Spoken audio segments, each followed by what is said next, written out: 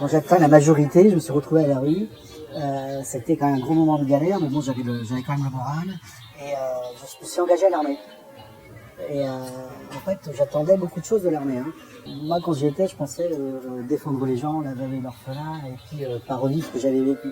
Et pour moi, je retrouvais pas les valeurs pour lesquelles j'y avais été. Quand j'étais à l'armée, j'étais amené à encadrer des AP, et déjà on faisait du social avec les AP, hein, pour les aider à leur trouver des formations, des options de sortie et tout ça. Donc moi c'est naturellement en fait, hein, je me suis dit qu'est-ce que je peux faire pour aider mon prochain, pour éviter qu'il se retrouve à la rue, qu'il galère, et c'est le métier de travailleur social, et donc j'ai fait la formation d'éducateur spécialisé. C'est un parcours de vie, mais c'est surtout quand on se retrouve dans des grosses galères, la tentation de faire des conneries, c'est-à-dire voler, agresser, faire des trafics, pour essayer de s'en sortir. En fait la tentation elle est grande, et les tentateurs sont nombreux. J'ai eu la chance de passer au travers de ça, et de toujours garder une forme de droiture, parce que ça ne correspondait pas à moi. Et moi je me suis dit, faut aider les gens à pas tomber dans ces tentations-là, quoi. Et puis que ce soit même à l'école à un moment donné, que ça va pas ou autre. Parce que c'est tellement facile quand on a plus personne sur qui s'appuyer, c'est tellement facile de faire des conneries. De sombrer. Ouais, de sombrer, puis de faire des conneries, puis de s'allier des gens qui sont pas recommandables, et puis parce qu'on trouve toujours des gens qui nous disent vous allez, tiens, t'es grand, t'es costaud, t'es fin, tiens, faut aller chercher quelque chose chez quelqu'un qui me donne de l'argent ou autre, par exemple. Hein. Et, tiens, j'ai un colis à déposer, est-ce que tu peux faire ça pour moi de service, t'es super sympa. Et ça va très vite, et puis on tombe facilement dans les wagons, quoi.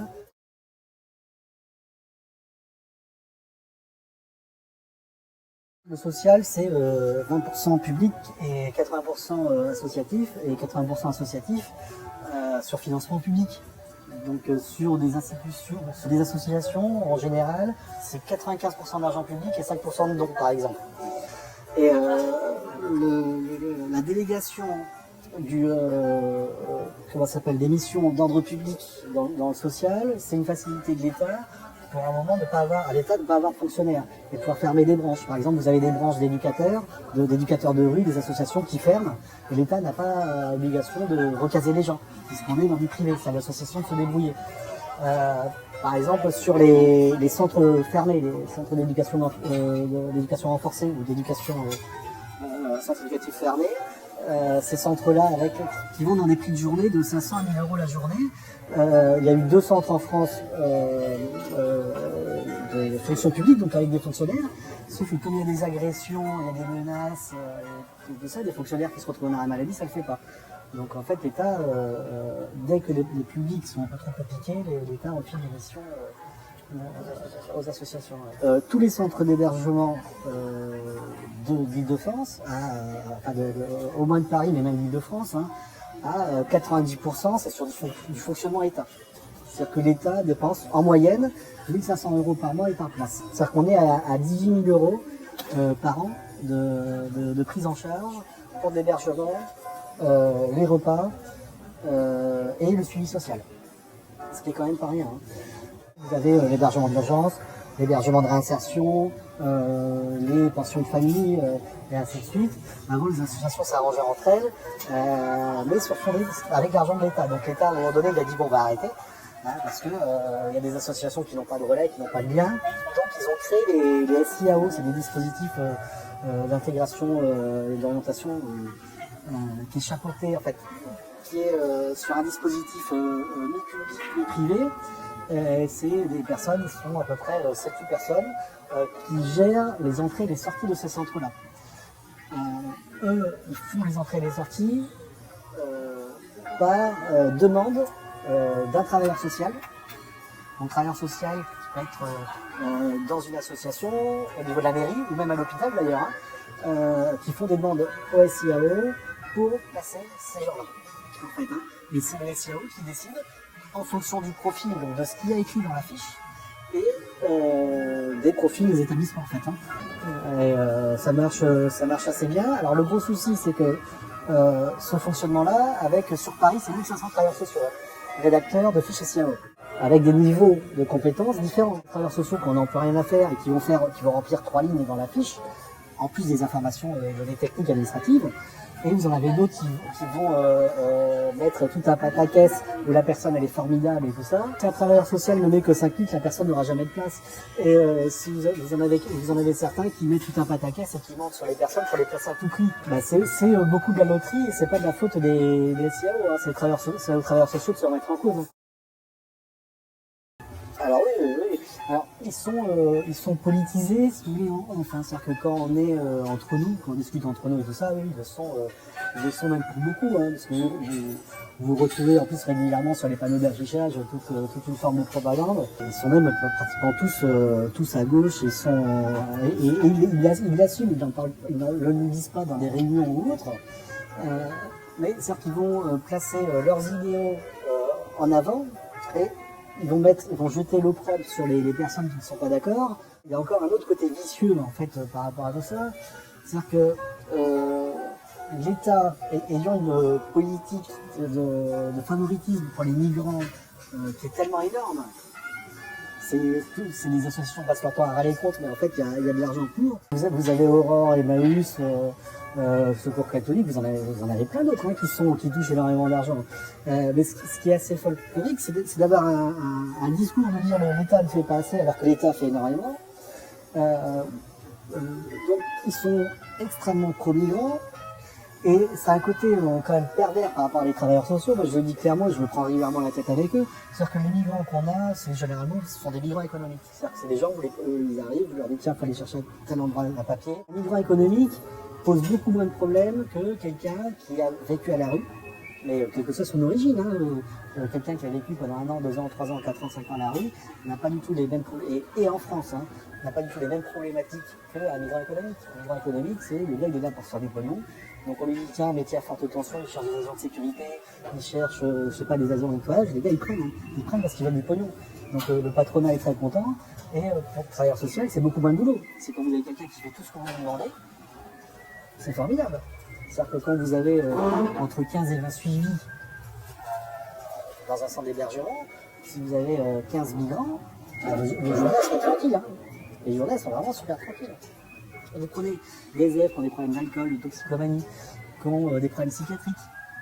Donc gérer les conflits, c'est les amener à refaire faire les papiers et tout ça alors qu'ils sont alcoolisés, qu'ils veulent pas aider. Là on est dans du vrai travail social, mais qui est beaucoup plus compliqué. Un SDF, c'est quelqu'un qui n'a pas de domicile. Les migrants économiques ont un domicile, ils en ont un chez eux. C'est la France, elle accueille 100 millions de touristes. Les 100 millions de touristes, ils ont un domicile chez eux.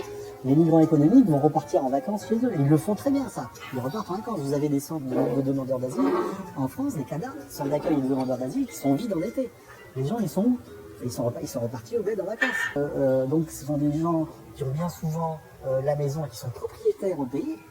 Et là, vous avez des exemples de personnes, notamment de plus en plus d'Algérie, qui sont propriétaires au pays, qui font les allers-retours en avion et qui sont pris en charge par le système social. Un migrant n'est pas un SDF. Voilà. Un migrant économique, pour moi, n'est pas un SDF, en aucun cas. Et quand on parle vraiment de son domicile fixe, comme on y pensait nous il y a 10 ans en arrière, en fait, on pensait, alors il y a le clochard. Le clochard, c'est quelqu'un qui a décidé de se mettre en scène, qui est au milieu des villes, et qui se montre, et qui va vivre de la mendicité et de la bonne volonté des gens. Souvent dans le métro, on voit des personnes qui font la mendicité le jour, en fait ils rentrent chez eux le soir. En fait, moi j'en ai eu un, c'était un punk à chien, il avait 2 chiens, il traitait mais super mal, et en fait les chiens lui rapportaient 50 € en 2 heures de manche dans le métro.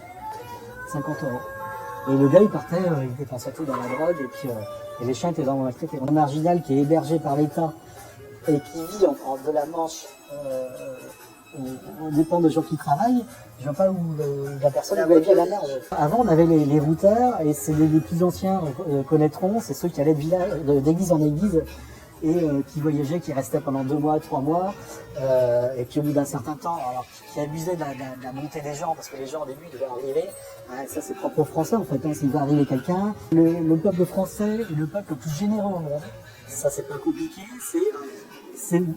quand vous regardez l'imposition qu'ils ont, c'est un des pays les plus taxés au monde, il faut savoir que 80% du social est financé par le travail.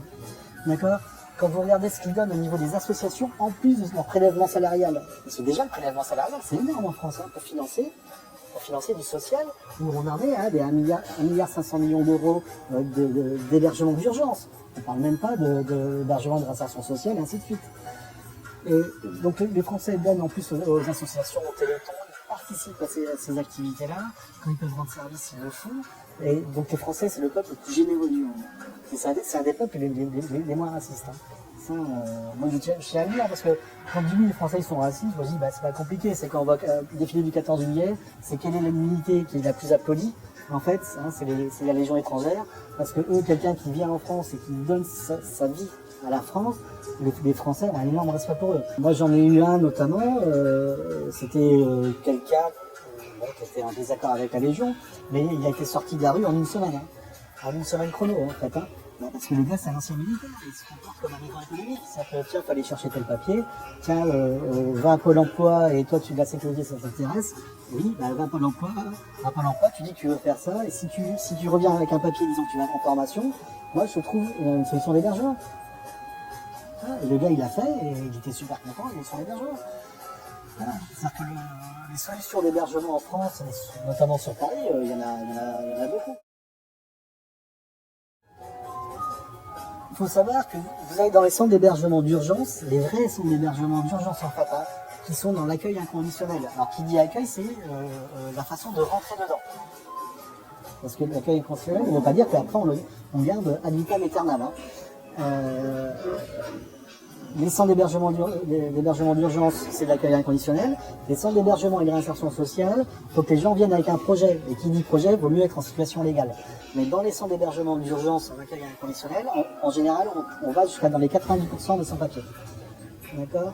Et dans les centres d'hébergement et de réinsertion sociale avec des projets, on se retrouve avec des gens jusqu'à 40-50% de sans-papiers.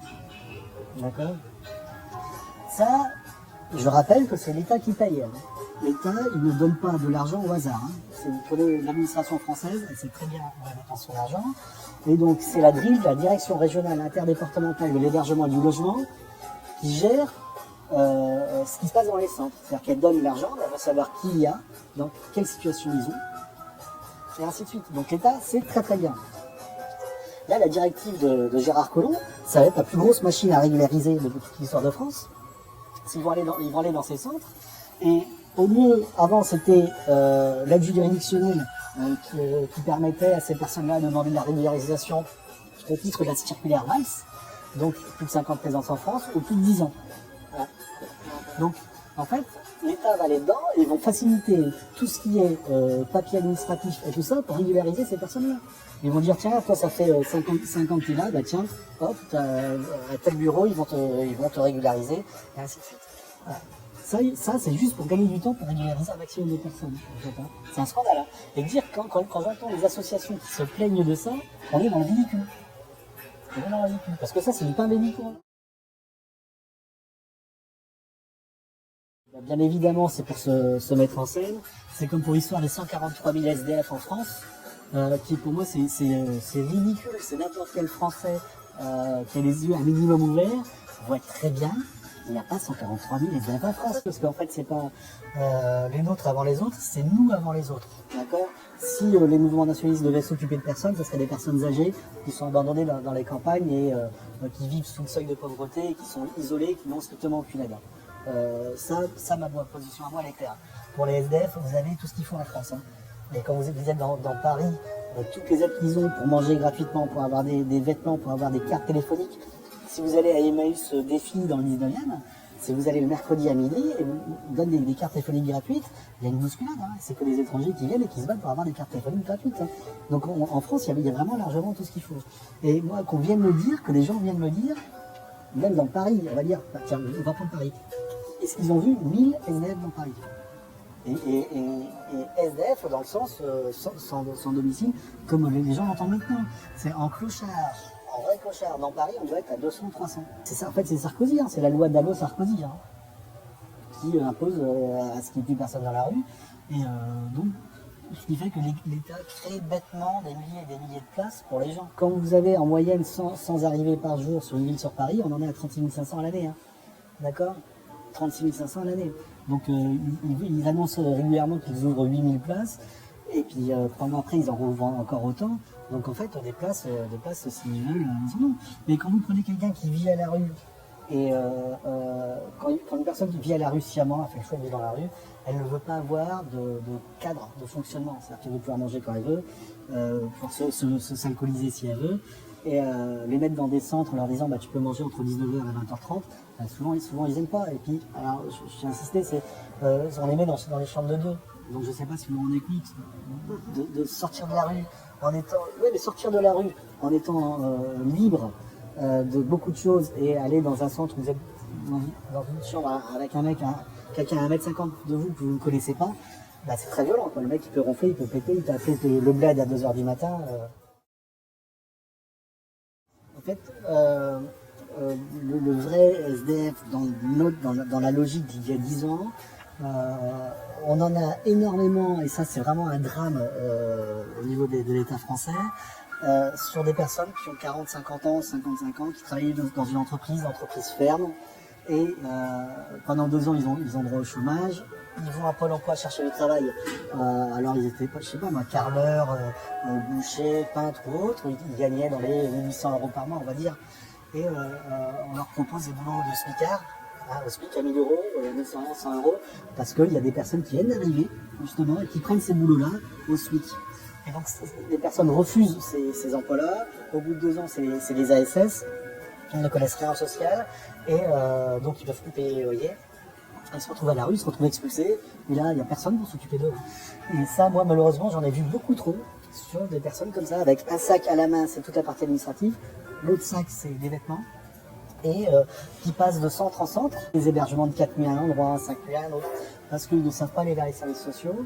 Et, bah, ils n'ont pas été préparés à ça. Et alors en plus, bon, le souci c'est qu'ils voient ce qui se passe pour les migrants, donc ils gueulent en disant mais attendez, moi j'ai bossé pendant 20 ans, et vous les prenez en charge, vous leur demandez rien, et moi il faut que je ramène tel papier, tel truc. Et généralement les gars ils s'énervent et ils se font virer, quoi. Et c'est vraiment un drame.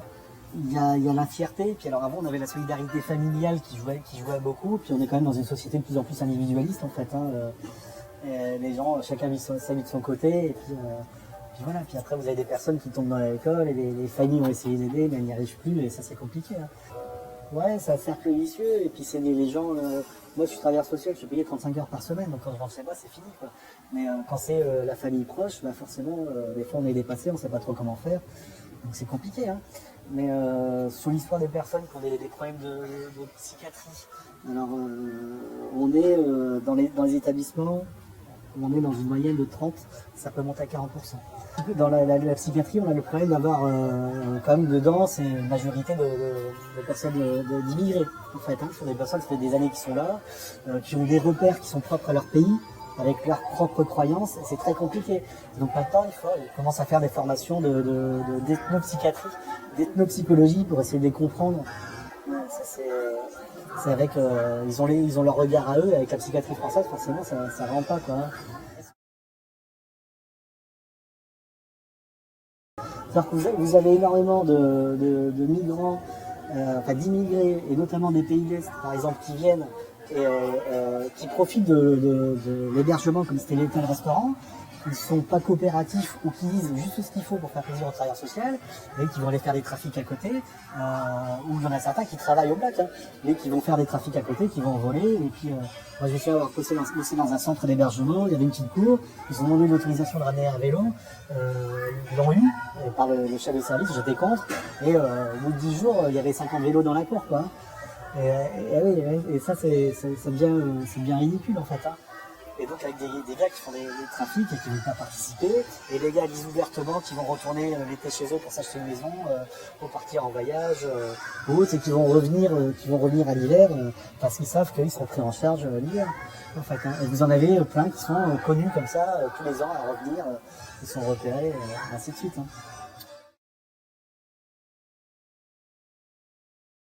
L'État misait énormément sur l'insertion professionnelle. Et devant l'arrivée des immigrés, l'arrivée massive d'immigrés, mais déjà il y a 10 ans, en fait, hein, ils ont décidé de se concentrer sur le logement et beaucoup moins sur l'insertion professionnelle. C'est un peu pour ça que moi je me suis retrouvé dans l'insertion par logement. On parle d'insertion par logement. L'insertion par logement, pour moi, ça veut rien dire. Faut comprendre que dans l'insertion par logement, le travailleur social, son rôle essentiel pour l'insertion, c'est de garantir au bailleur qu'il y aura quelqu'un qui posera pas de problème et qui paiera.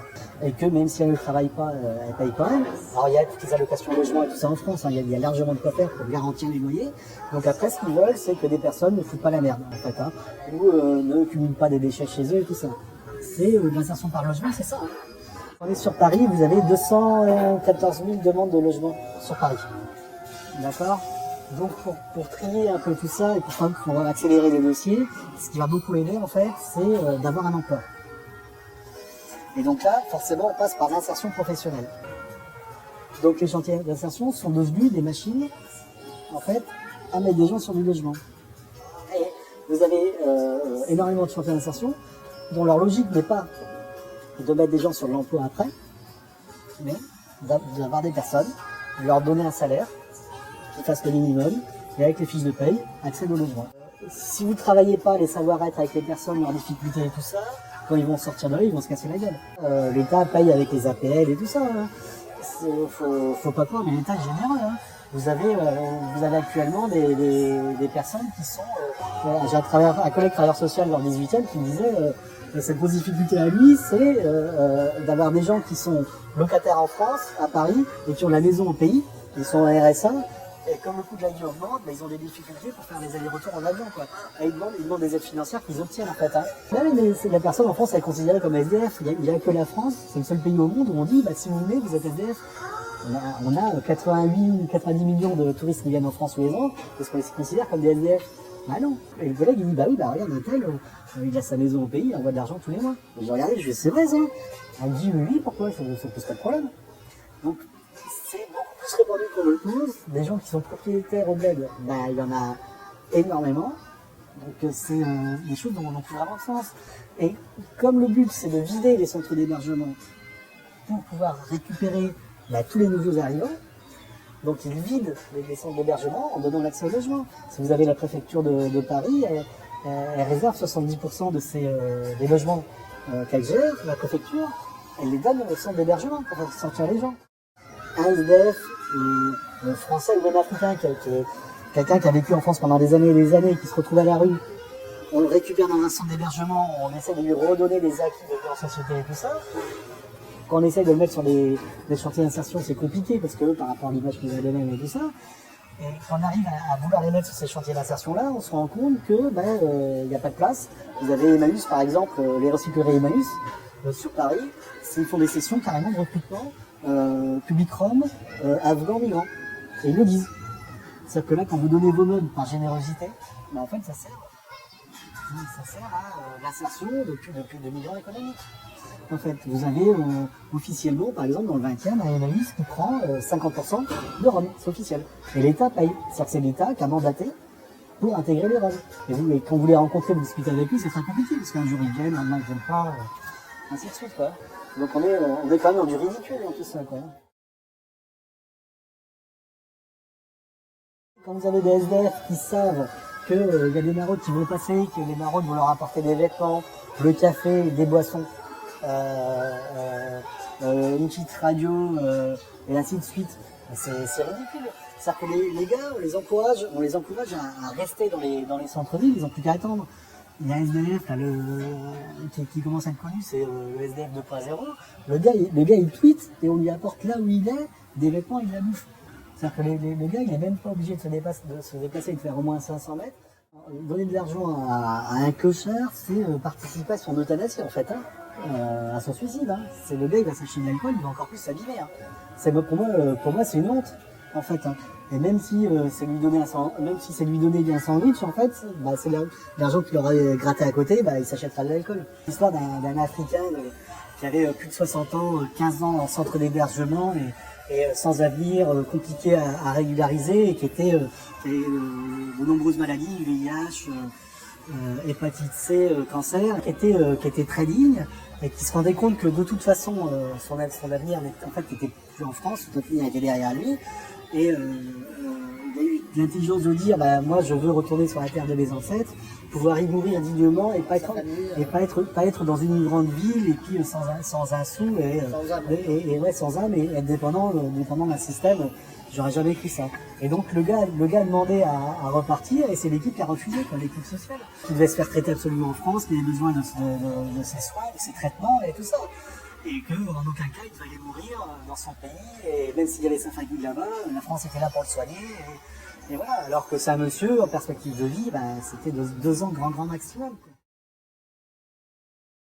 Du temps. C'est tout. C'est discuter avec. Ou à la limite prendre le café avec lui, puis rester une demi-heure. C'est lui montrer qu'on s'intéresse à lui. Peut-être qu'à un moment donné, il aura des envies. C'est-à-dire que quand on passe du temps avec, quand on parle de la campagne ou d'autres choses, de la vie en général, de dire bah tiens après je rentre chez moi, je suis tranquille, bah, c'est là où ça crée des envies chez eux. Alors, en aucun cas donner de l'argent, donner de l'argent ils sont vite faute.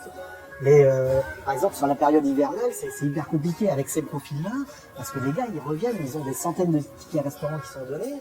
À l'hiver, c'est là où l'État ouvre des places et on arrive à en récupérer un maximum de ces gars-là. C'est-à-dire que les migrants, ils vont bouffer 90% des places, mais comme il y a beaucoup de places, on arrive quand même à récupérer ces gars. Et c'est compliqué parce que les gars, ils s'alcoolisent encore plus, ils récupèrent encore plus, ils vont dormir en extérieur. Logiquement, dans l'hébergement hivernal, c'est au bout de 3 nuits, si le gars il revient pas, il n'est pas là dans les heures et tout ça, donc c'est compliqué. Hein. Quand vous avez 90% des clochards qui sont des gens de l'Est, qui viennent ici et qui se détruisent à la vodka, et qui s'alcoolisent, qui se mettent dans des états pas possibles, c'est des gens, c'est vraiment, c'est les aider à mourir, ces gens-là. Je trouve ça super dégueulasse. Et les gars, on les maintient dans de l'alcool avec de l'argent et tout ça. Ils font dire leurs copains, ils appellent leurs copains et tout ça. Il faut savoir que le monde de la rue, c'est un monde qui est cruel. Les points où, quand on fait la manche, ça rapporte beaucoup d'argent, il y a des crimes. Ils se tuent entre eux, quoi, pour avoir des places. Il y a des trafics de chiens, de chats, pour aller faire la manche, où ils vont louer un chien 50 € pour la journée. Pour aller faire la manche et tout ça. C'est un monde qui est très très violent en fait. Hein. Donc les gens de l'Est, il y en a énormément. Ils ont un autre rapport à la société, c'est des gens qui sont beaucoup plus rudes. C'est vraiment pas les aider. Quoi.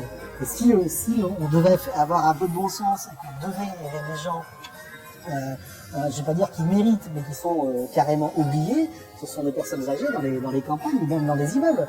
Vous avez des personnes âgées, elles meurent pendant 2 mois, personne ne s'en rend compte. Quoi. Et ces gens-là ont travaillé, ils ont permis à nous, notre génération, d'aller à l'école, de se faire soigner et tout ça. Maintenant qu'ils sont à la retraite, ils sont isolés, ils ont les retraites qui se cassent la gueule. Vous allez dans les campagnes, vous avez des personnes âgées qui sont à 500 € par mois, c'est même pas le RSA, c'est un truc minimum. Parce que les scrins en papier, il n'y a pas de travailleurs sociaux qui viennent les voir. Travailleur social, il y en a un pour, je sais pas, pour 10 000 habitants et il ferait 300 000 km en voiture s'il devait aller voir tout le monde. Et c'est eux, ce sont les oubliés, c'est eux qu'il faut aider. Et voilà,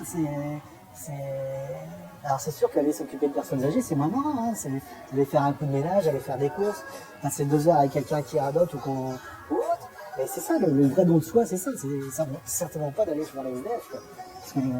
Parce que ça va être en scène et puis se dire tiens, je fais de SDF.